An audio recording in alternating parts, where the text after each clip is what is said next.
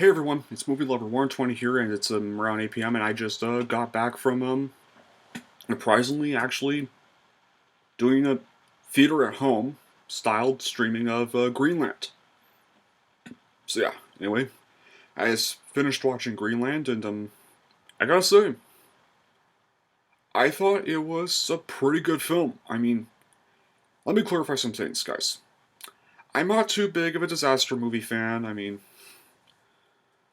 there's like some I like the only few disaster movies I really do like are War of the Worlds and Independence Day, but those are mostly just alien invasion films. But this is a meteor shower disaster movie.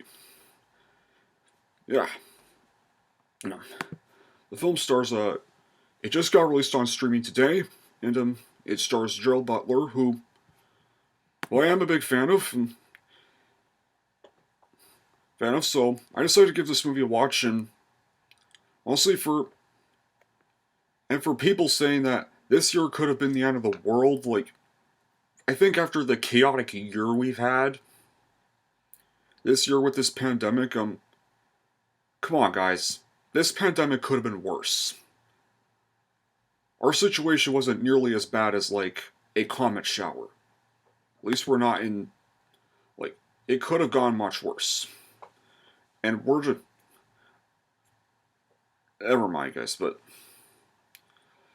what is the film about? Well, of course, it's about this family that fight for survival as a plane-killing comet races to Earth. John Garrity, played by Gerald Butler, his estranged wife Allison, and young son Nathan, make a perilous journey, who's diabetic by the way, make a perilous journey to their only hope for sanctuary, and the terrifying news accounts of cities around the world being leveled by the comet's fragments. The Garritys experience the best and worst in humanity while they battle the increasing panic and lawlessness surrounding them. As the countdown to global apocalypse approaches zero, their incredible trek accumulates in a desperate and last-minute flight to a possible safe haven. Now,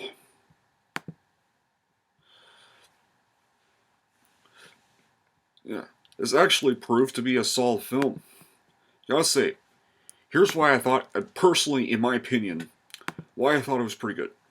It has a great story of building. It doesn't tell much on why things are like they are.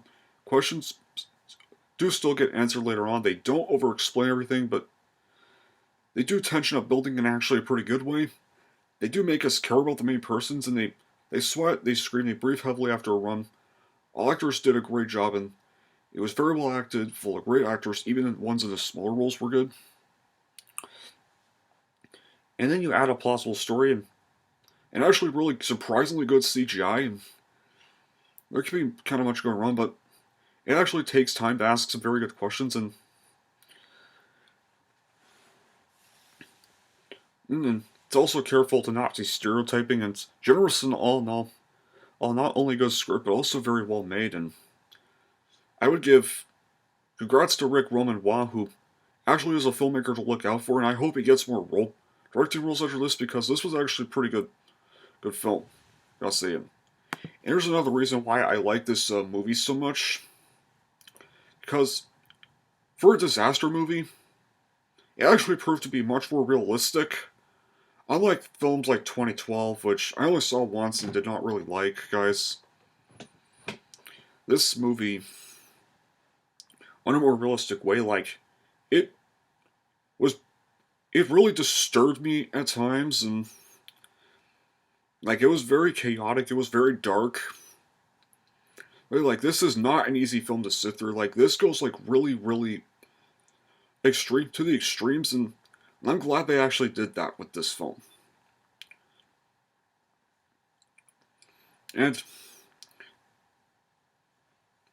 yeah, it's just a most of all, it's just a very fine movie. It's just gold watch if you're a big Gerald Butler fan and are a disaster movie fan. Then I do recommend checking this movie out when you get the chance. I mean, it just came out on streaming today, so you can actually go ahead and stream it directly at your house. I mean, now,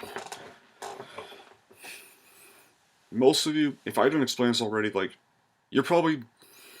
Oh wait, I did actually already explain in my freaky review, well, but anyway, I'm just glad we're finally getting some movies we should have got months ago. Like, I'm glad that just literally next week, on Christmas Day, Wonder Woman 1984 is going to be coming to streaming. Well, and theaters, but the theaters in my area are unfortunately closed, so. But I'll find a way to watch it, guys, so I can get my review for it, and then you can all know my thoughts on it, and thoughts for both Wonder Woman 1984 and Soul. But depending on how it goes, Soul might probably have to come first, depending on how whole strategy goes, but Wonder Woman 1984 review is still going to happen, guys. So, but yeah. But now, how would I rank this movie? Alright, I would rank Greenland an 8 out of 10. It's a good movie. It's still got some flaws, guys, but most good movies are going to have flaws. Just ignore the critics. If you're just looking for a final disaster movie, or just looking for a new movie to watch directly at your home, I'd give this a watch. It's your opinion, though. It's your choice. But, and all, guys, that'll be it for this review. Thank you all for watching, and if you like this and want to see more, hey, don't forget to like and subscribe to Movie Lover 120.